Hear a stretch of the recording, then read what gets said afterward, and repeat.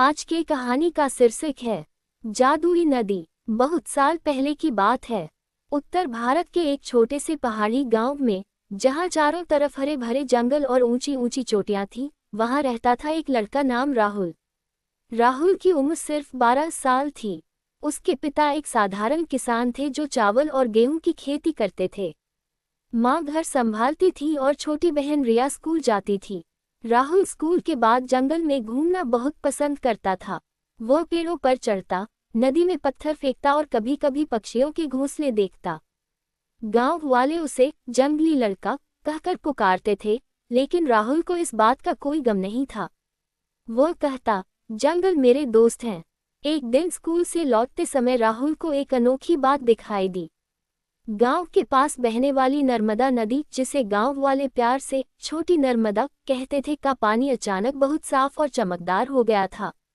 आमतौर पर नदी का पानी हल्का गाद वाला होता था, लेकिन आज वह बिल्कुल शीशे जैसा पारदर्शी था।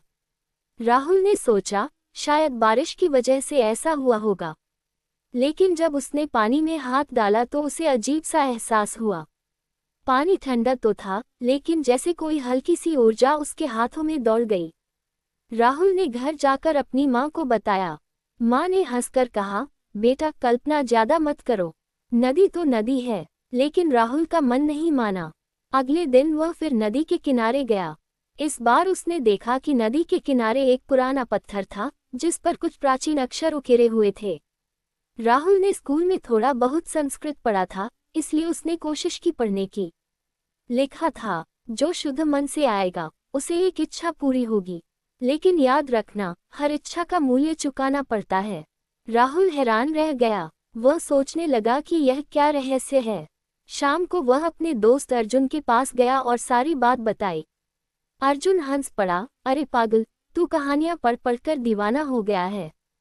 ऐसा कुछ नहीं होता। लेकिन राहुल का विश्वास नहीं दिगा। तीसरे दिन राहुल फिर नदी के पास गया। उसने मन ही मन सोचा, अगर सच में कोई जादू है तो मुझे सिर्फ एक छोटी सी इच्छा पूरी कर दो। मेरे परिवार को खुश रखो, पिता की फसल अच्छी हो जाए। जैसे ही उसने ये सोचा, नदी का पानी हल्का हल्का चमकने लगा। पानी से एक हल्की सी आवाज आई, जैसे कोई मीठी सी फुसफुसाहट, तुम्हारी इच्छा सुनी गई, लेकिन याद रखो मूल्य। राहुल डर गया और घर भाग आया। रात को उसे नींद नहीं आई। अगले दिन गांव में अजीब बातें होने लगी। राहुल के पिता की खेत में अचानक बहुत अच्छी फसल उगाई। जहां पड़ोसियों की फसल सूख रही थी, वहां राहुल के पिता के खेत में हरा भरा धान लहरा रहा था। गांव वाले खुश थे, लेकिन कुछ लोग जलने लगे। ये कैसे हो गया? राहुल के पिता ने कोई जादू टोना तो नहीं किया? कुछ बुजुर्गों ने कानाफूसी शुरू कर दी। राहुल को समझ आ गया कि नदी ने उसकी इच्छा पूरी कर दी थी, लेकिन अब मूल्य चुकाने का समय आ गया था। उस रात फिर से वह नदी के किनारे गया। पानी फिर चमक रहा था। राहुल ने जोर से कहा, मुझे अपनी इच्छा वापस ले लो। मैं नहीं चाहता कि मेरे परिवार को कोई नुकसान हो। फिर वही फुसफुसाहट आए, इच्छा पूरी हो चुकी है, अब तुम्हें कुछ देना होगा। तुम्हारा सबसे प्रिय क्या है? राहुल सोचने लगा, उसका सबसे प्रिय क्या था? उसकी छोटी बहन रिया, या जंगल में घूमना, या फिर उसके पिता का विश्वास? वह रो पड़ा और बोला, मैं अपना सबसे अच्छा दोस्त, अपना समय, अपना बचपन दे दूंगा। मुझे बड़ा होने दो, लेकिन मेरे परिवार को कभी कोई तकलीफ न हो।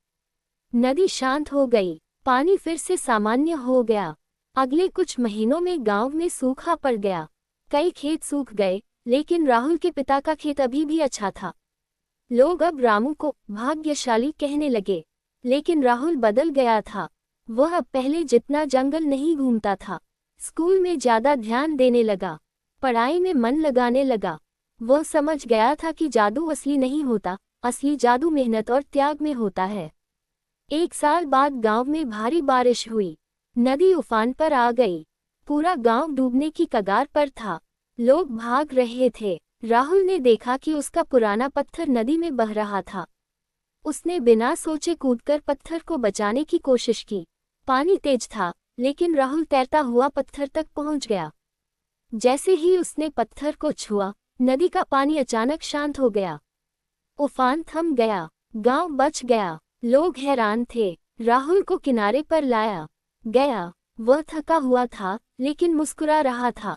उस रात नदी ने फिर फुसफुसाया, सिर्फ राहुल को सुनाई दिया, तुमने बिना कुछ मांगे सबको बचा लिया।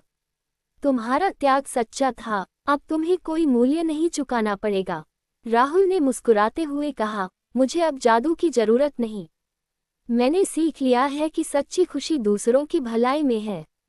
समय बीतता गया। राहुल बड़ा हुआ। वह एक अच्छा इंजीनियर बना और गांव में वापस आकर एक छोटा सा स्कूल बनवाया जहां बच्चों को पढ़ाई के साथ साथ जंगल और प्रकृति के बारे में भी सिखाया जाता था।